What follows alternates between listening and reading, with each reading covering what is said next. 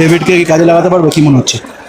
ডেভিডকে কাজে লাগানো উচিত, কিন্তু আমার মনে হয় না ডেভিডকে কতটা কাজে লাগাতে পারবে, কারণ আমাদের যে স্ট্রাইকিং লাইন আপ আছে তাতে ডেভিড হয়তো শেষের দিকে আস্তে আস্তে খেলে খেলে আরও পরিণত হবে এবং পরের দিকেও পুরো খেলার দিকে আসবে। এখনও পর্যন্ত ডেভিড মনে হয় না আইএসএলে পুরো খেলার জায়গায় আছে। কার্লোস কর্ডের থেকে কি এক্সপেক্ট করছেন এই সিজনে?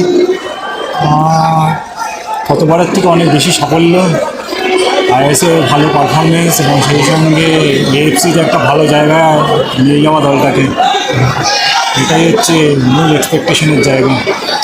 যেসব প্লেয়ার্স কিনেছে আপাতত বা যাদের সাথে কথা চলছে, কি পজিটিভ ভাইব পাচ্ছেন?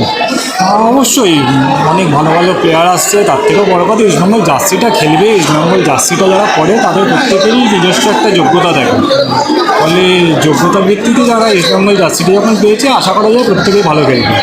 এবং গতবারের সেরা স্ট্রাইকার রয়েছে, সুপার কাপের সেরা স্ট্রাইকার রয়েছে, মানে গোলকিপার, এগুলো আশা তো করতেই পারি গতবারের থেকে অনেক ভালো রেজাল্ট হবে। আনওয়ার আলীর ব্যাপারটা কি হচ্ছে? ডান্ডিল মনে হবে ইস্টবেঙ্গল সাইন করতে পারবে কি? অবশ্যই ইস্টবেঙ্গলে সই করবে, এরকম আগে বহু প্লেয়ার এসছে, আমরা এর আগে ছেড়েও দিয়েছি, আপনারা দেখেছেন। তা যে হচ্ছে খেলতে চায় না তাকে আটকে রাখা যায় না। আর আনোয়ার আলী সবসময় চেয়েছে ইস্টবেঙ্গলে খেলার জন্য, ইস্টবেঙ্গলের মতন বড় ক্লাব এই মঞ্চে আর পাবে না, যতই মোহনবাগান পড়শি ক্লাব থাক। ইস্টবেঙ্গল সবসময় বড় ছিল, আছে এবং আগামী দিনও বড়ই থাকবে। জয় ইস্টবেঙ্গল। কার্লোস কর্ডেরকে নিয়ে কি এক্সপেকটেশন এবার, আগেরবারের সিজন আর এবারের সিজনে? আগের বছর উনি আমাদের প্রত্যাশার বেশি কাজ করেছেন, ঠিক আছে। আমরা এক্সপেক্ট করেছিলাম হয়তো একটা টিম বিল্ড আপ হবে, বাট উনি আমাদের এসে প্রথমবারই দুটো কাপের ফাইনালিস্ট, একটাতে চ্যাম্পিয়ন, সাথে আইএসএলে মোটামুটি রেকর্ড। হ্যাঁ, এক্সপেক্ট করবো এবার আরেকটু বেটার।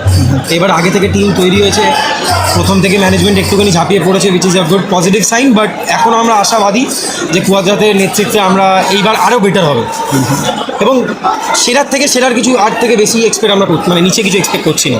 ইস্টবেঙ্গলের থেকে যেটুকু এক্সপেক্ট করা সেটা সেরাই হয়, তো টপের থেকে নিচে তো কিছু ভাববো না। আর সিএফএল এর খেলা কেমন লাগছে? বাচ্চাগুলো ভালোই খেলছে, ঠিক আছে। এখনও অনেকটা দূরে যাওয়ার ওদের জায়গা আছে, এখনও ইমপ্রুভ করার জায়গা আছে। যদি আজকের খেলা খুব একটা এখনও ভালো লাগেনি, একদম অনেস্ট ওপিনিয়ন, বাট লাস্ট দুটো ম্যাচে যেরকম খেলা হয়েছে তার মধ্যে এক্সপেক্ট করছি যে আজকে আমরা জিতে এখান থেকে ফিরবো। Thank you so much. Choice Bengal.